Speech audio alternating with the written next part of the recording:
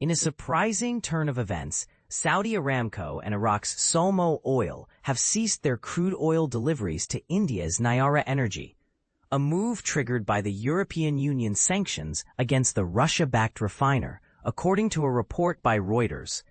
This decision has left Nayara Energy, largely owned by Russian interests such as Rosneft, solely dependent on Russia for its crude oil imports throughout August. This halt in supply from the two Gulf exporters has significantly impacted Nayara's operations. Typically, the company would receive approximately 2 million barrels of Iraqi crude and 1 million barrels of Saudi crude monthly. However, data from Kepler and LSEG confirms that no shipments were delivered from either supplier during the month of August.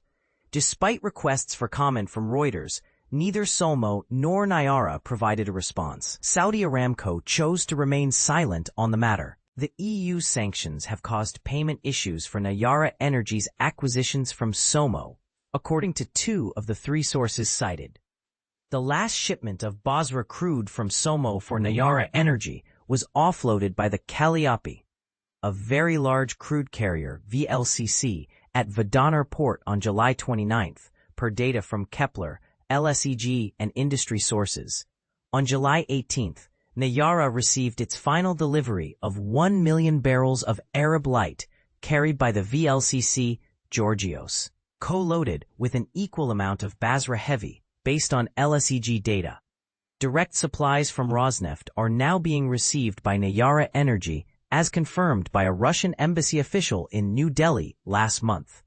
Operating at roughly 70 to 80% capacity due to a shortage of buyers, Nayara's 400,000 barrel per day refinery in Vadanar, Gujarat, faces challenges. Since the EU sanctions, the company has struggled with fuel transportation, relying on unmarked or dark fleet vessels after other shipping companies withdrew, as reported by shipping records and LSEG data.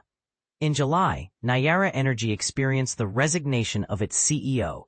The company recently announced the appointment of a senior executive from Azerbaijan's state oil company, SOCAR, as its new chief executive last week.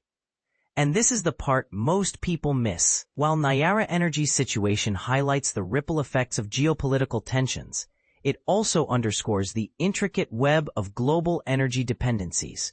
The company's struggles to adapt to the changing landscape serve as a case study for how swiftly the energy sector can be disrupted by international sanctions and political decisions.